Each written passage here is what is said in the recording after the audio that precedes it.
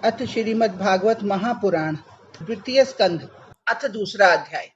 योग युक्ति द्वारा श्री विष्णु भगवान के स्वरूप का दर्शन करने की साधना का वर्णन। श्री सुखदेव जी बोले, हे राजा परीक्षित, धारणा में बड़ी शक्ति है। इस समय इसे धारणा के बल पर तो ब्रह्मा ने सृष्टि का पुनः निर्माण किया। जब अभ्यासी आसन और प्राणायाम द्वारा इंद्रियों को निर्वासित कर लेता है, तब उसे धारणा का विषय ग्रहण करना पड़ता है। धारणा का अर्थ है धारण करना। जब आसन पर बैठा हुआ अभ्यासी प्राणायाम के पश्चात इंद्रियों की चंचलता त्याग देता है, तब उसका मन एकाग्र हो जाता है। तब मैंने जो ऊपर विराट भगवान का रूप बतलाया है, वह उसमें अपना मन लगावे। सब चीजों में ईश्वर को देखो। धरती में, पहाड़ में, पर्वत में, नदियों में, हर चीज में आप सोचो ईश्वर ही है। यही धारणा है।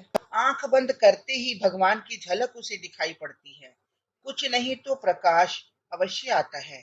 तब अभ्यासी को चाहिए कि वह उसी प्रकाश को अपनी अंतर्दृष्टि से देखे। जब वह उसे देखने लगेगा, अर्थात उसमें अपना मन लगा देगा, तब उसे नाना प्रकार के दृश्य दिखलाई पड़ेंगे। तब जैसा कि ऊपर विराट दर्शन कहा गया है, उसके अनुरूप ही भगवान के अनंत रूप को देखने की इच्छा करनी चाहिए। स्मरण रहे कि उस विराट रूप के अतिरिक्त मन और कहीं न जावे। यदि मन जाना चाहे तो उसे विचारों एवं बुद्धि द्वारा रोककर भगवान के उसी प्रकाश अथवा उसी दृश्य में लगावे जो उसे दिखलाई पड़ता था। तब तब एक के बाद दूसरा और दूसरे के बाद तीसरा, इस प्रकार संकल्पों के द्वारा भगवान के समस्त अवयवों को देखने की चेष्टा करें। अनेक प्रकार से भगवान के अनंत रूप और अनेक प्रकार के सुंदर प्रकाश का दर्शन होगा, परंतु उससे भी उसे संतोष न करना चाहिए और उत्तरोत्तर उसे भगवान के अनंत रूप का दर्शन करने के लिए पूर्ण श्रद्धा भक्ति एवं गदगद हृदय से अश्रु प्रवाह संयुक्त बंद नेत्रों से देखने की चेष्टा करते रहना चाहिए, क्योंकि वह एक मायामय मार्ग है, ऐसा वासनामय स्वप्न है कि जिसमें भ्रमता हुआ जिज्ञासु परम सुख अर्थात मोक्ष का लाभ नहीं करता। वाह, क्योंकि वहां तक तो स्वर्गादिक लोक हैं और मोक्ष उससे कहीं आगे है। तब इन दृश्यों में वास्तविक सुख नहीं है। ऐसा जानकर साधक उत्तरोत्तर आगे बढ़ने की चेष्टा करता रहे। संभव है इस साधन काल में उसके आगे कुछ कठिनाइयां आवें, परंतु उसे कठिनाइयों से भय नहीं करना चाहिए, क्योंकि भगवान का भक्त भूखों नहीं मर सकता कि अनार्य और नास्तिक सब प्रकार सुख भोगे और भगवान का भक्त दाने दाने के लिए भीख मांगे।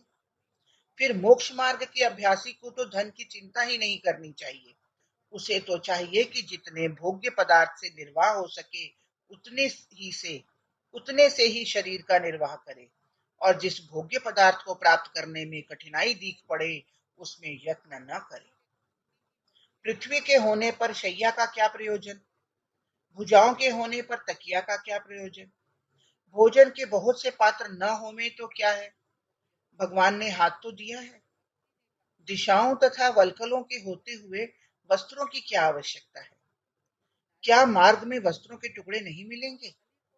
अन्न के अभाव में फलादिक से दूसरे लोगों के पोषण करने वाले क्या वृक्ष नहीं है, क्या रहने के लिए पर्वत की कंदराएं ढक गई हैं, और क्या विष्णु जी अपने शरणागतों की रक्षा नहीं करते हैं।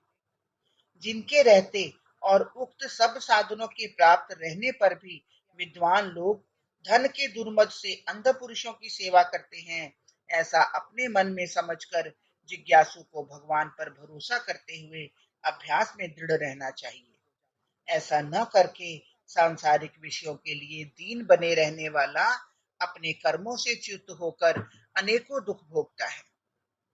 हे राजन, अभ्यासी को चाहिए कि वह धारणा करने में अपने अंतःकरण में स्थित शंख, चक्र, गदा, पद्म को धारण करने वाले चतुर्भुज भगवान का ध्यान करे और ऐसा संकल्प करे कि भगवान के कमल समान लंबे नेत्र तथा कदम्ब पुष्प के केसर के समान पीत वर्ण का वस्त्र है। वे रत्नों से जड़े हुए सोने के बाजूबंद पहने हैं। चमकते हुए महारत्नों से युक्त किरीट धारण किए हैं, कानों में कुंडल चमक रहे हैं, जिनके चरण कमल में लक्ष्मी निवास करती है। हृदय पर श्री वत्स का चिन्ह है, जो निर्मल वनमाला धारण किए हुए हैं। वे क्षुद्र घंटिका युक्त कौस्तुभ मणि की माला पहने अम्लान शोभा से सर्वथा ही शोभायमान है। उनके घूंघर वाले श्याम केशों से शोभायमान नीली अलकें शोभा बढ़ा रही हैं, और जो मंद मंद मुस्कान से बड़े ही मनोहर जान पड़ते हैं। अपने उदार लीलामय हास्य तथा चितवन से सुशोभित भक्तों के ऊपर दया करते रहते हैं।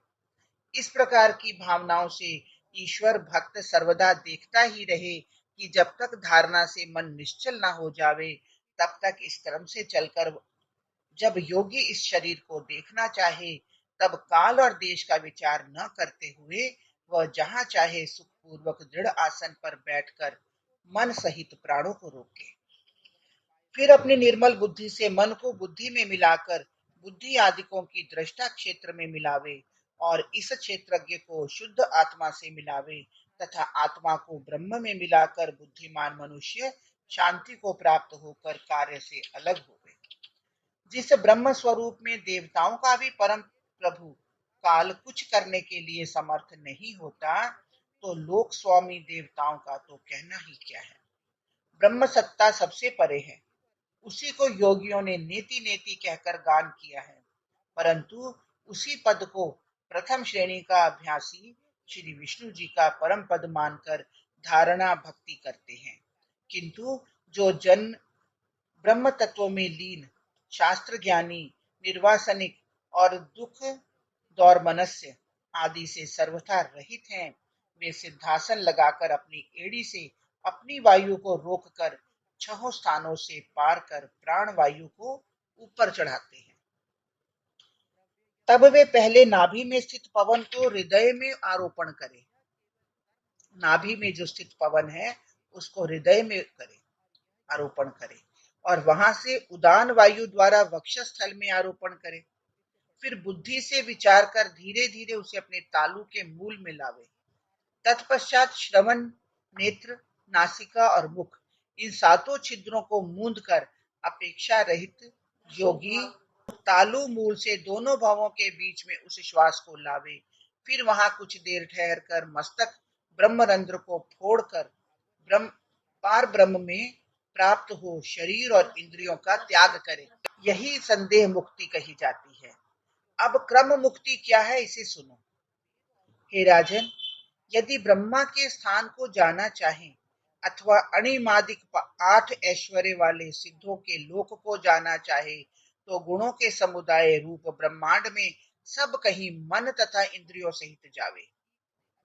जिन योगियों को सूक्ष्म शरीर प्राप्त है, वे समस्त त्रिलोकी की चाह, परंतु सकाम साधक उस शक्ति को नहीं प्राप्त कर सकता। सबसे पहले तो निष्काम होना है, जिसे योगी विद्या, तप, योग और समाधि द्वारा प्राप्त करते हैं, क्योंकि सुषुम्ना नाड़ी के द्वारा वह आकाश और ब्रह्मलोक में अग्नि के अभिमानी देवताओं को प्राप्त होता है।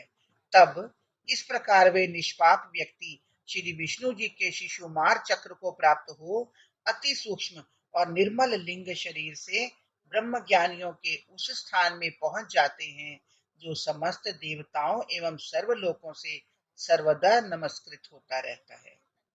उस लोक में महाकल्प पर्यंत आयु वाले भृगुवादिक महर्षि रमण करते हैं।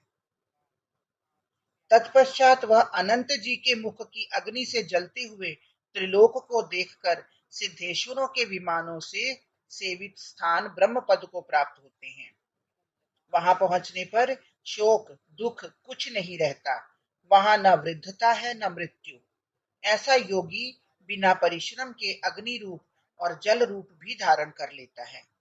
वह प्राण इंद्रियों से गंध को, रसना से रस को, दृष्टि से रूप को, त्वचा से वायु को और श्रोत्र इंद्रियों से शब्द स्वरूप को प्राप्त होकर फिर उन उन कर्मेंद्रियों के द्वारा उन उन कर्मों को प्राप्त होता है जिसकी वह इच्छा करता है। तब वहां वह भूत, सूक्ष्म तथा इंद्रियों के लय स्थान तामस, राजस और सात्विक अहंकार को प्राप्त होकर क्रमशः उस प्रकार के अहंकारवश महतत्व को प्राप्त हो जाता है जिसमें पहुंचने से सब गुण आप ही आप लीनता को प्राप्त करते हैं। फिर उस प्रधान रूप से आनंदित होकर सब प्रकार की उपाधियों से रहित परमात्मा को प्राप्त हो जाता है। जो विष्णु भगवान की इस उत्तम गति को प्राप्त होता है वह फिर इस संसार में नहीं आता। हे राजन, आपने जो पूछा था वह मैंने कहा।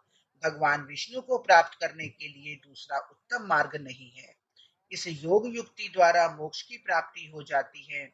विष्णु जी सर्वत्र विद्यमान हैं। स्थावर जंगम आदि समस्त स्थानों में वे स्वतः प्रकाशित हैं।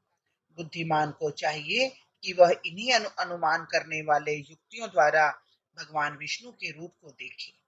हरिओम तत्सत, हरिओम तत्सत। बोलो कृष्ण भगवान की जय।